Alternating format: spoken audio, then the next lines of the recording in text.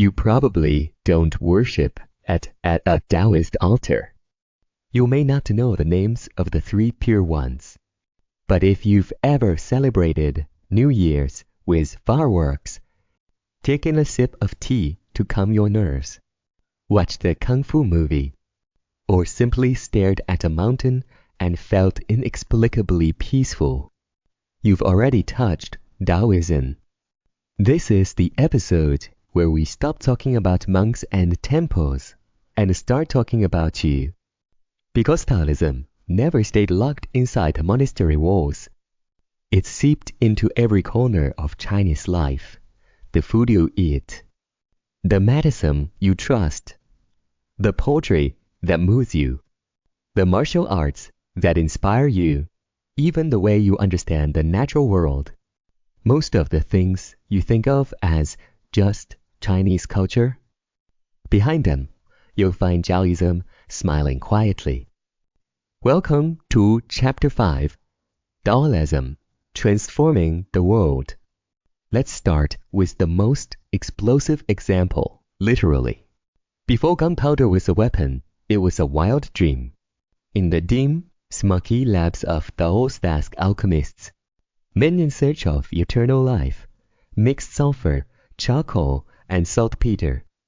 They weren't trying to blow things up. They were hunting for the elixir of immortality. What they found instead was a dark powder that violently refused to stay in its bowl. That accidental discovery, which historian of science Joseph Needham called one of China's 4 great inventions, eventually reached Europe and changed the course of world warfare. But here's the irony.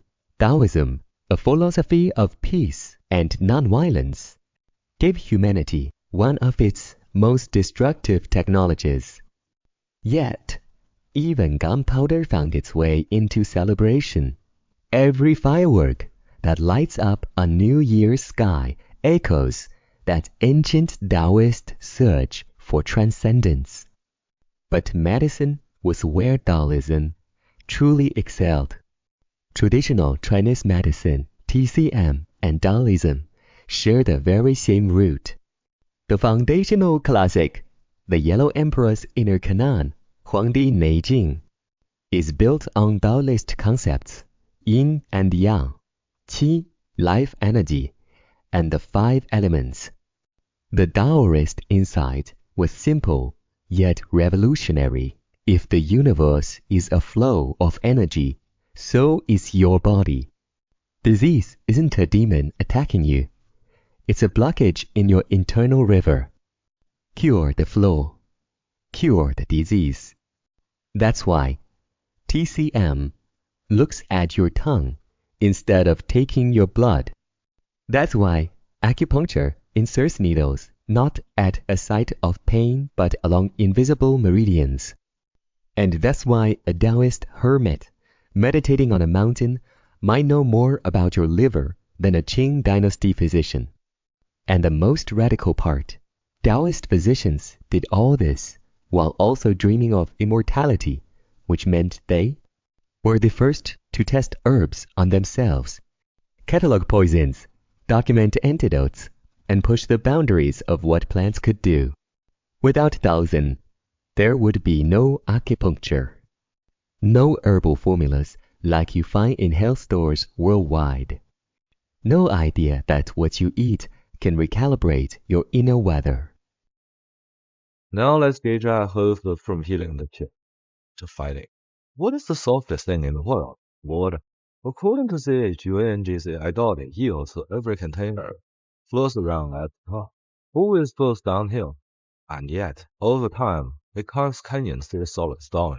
Deep water logic is the secret of Taoist martial arts, especially Tai Chi, Tai Chi Guan. Zhang Sanfan, a legendary Taoist priest in the Song Wuming dynasty, is said to have created Tai Chi after watching a snake and a praying fight. The snake didn't block the Korean's beak with force. It yielded, turned, and struck from an unexpected angle. From that moment, soft martial arts were born. Tai Chi teaches you to relax, not tense up, not to follow, not resist. To use your opponent's energy against them, the ultimate wu-wei in action. On the other hand, bagel upon bagel trains you to walk in circles while flowing like a river, confusing your enemy into defeat. And Wu-Dang sword, the street sword of the mountain mortal, blends fortune, ceremony, and legal precision into the same bag. But here's the deeper truth. These aren't just fighting systems. They are moving meditation. Really the Chinese will Paris to TaoTeChing not to beat anyone up. So because it keeps their chat flowing. Their balance steady and their mind quiet. It's a medicine you don't have to swallow. And that's the Taoist genius for the turn fighting into healing. Strength into softness. Aggression into grace. But maybe the quietest yet most powerful Taoist influence is sitting in your kitchen. Take the Chinese New Year Spring Festival. Firecrackers to scare away evil spirits, the gunpowder again. Straight from Taoist exorcism. Kitchen god report to the Jade Emperor. Classic Taoist celestial bureaucracy. And incense offerings to welcome the gods back from heaven. Every bit of it, Taoist. That red envelope you love will say, red was of evil, yin and yang of black. Now consider tea. Lao Tzu himself is linked to tea legends. The way of teacher Dao is soaked in Taoist ideals. Simplicity, naturalness, being present in a single sip, drinking tea not to get something, but to let something go dark to still the noise inside. And then, of course, food. Taoism taught, you will know what you eat, you will how you eat. Don't overstuff food. Don't eat when angry. Eat seasonal, locally, thoughtfully. Vegetarian temple cuisine, rooted in Taoist purification, before Buddhism adopted it. Even medicinal soups, liang cha, cooling tea, that Chinese grandmothers were sleeping. That's Taoist dietetics, balancing your inner hot and cold, as if your body were a miniature cosmos. Now for the beauty. The breath catching, TaoTeChing beauty. Taoism gave Chinese art its deepest soul, the aesthetic of not finishing. When you look at a Song Dynasty landscape, most of the canvas is empty, fog, water, sky. That is not an accident, that is Taoism. Because for Taoists, what is not there matters more than what is. The space between the branches is where the wind sings. The emptiness in the cup is what makes it useful. So painters learned to suggest mountains with 3-inch strokes and leave the rest to your imagination. That keeping blank Lubai is Taoist philosophy in yin. And let us not forget the poets. Li Bai, the immortal banished from heaven, was a Taoist initiate. He was officially ordained as a Taoist priest. His poems are wild, drunk, soaring beyond earthly bounds. I ride the wind, my clothes billowing out, laughing as I step among the stars. This isn't eco-fusion restraint, this is Taoist liberation. When he writes about wandering immortals, he isn't being metaphorical. He truly believes he is channeling the Taoist vision of transcendence. Even Chinese gardens, those winding paths, hidden pavilions, rockeries pretending to be mountains, they whisper Taoist secrets. No straight line in nature, no need to arrive somewhere important. The work is the destination. Confucianism gave China order, Buddhism gave China compassion after death, but Daoism gave China freedom. The freedom to paint an empty mountain, the freedom to fight without fighting, the freedom to treat sickness as imbalance, not sin, the freedom to sit with a cup of tea and know that exactly there. Doing nothing special, you are already living the Tao. Taoism never needed millions of converts or grand cathedrals. It nestled into daily habits, slipped into folk festivals, hid inside ink brushes and acupuncture needles. Today, you don't have to believe in the 80 immortals to live Taoism.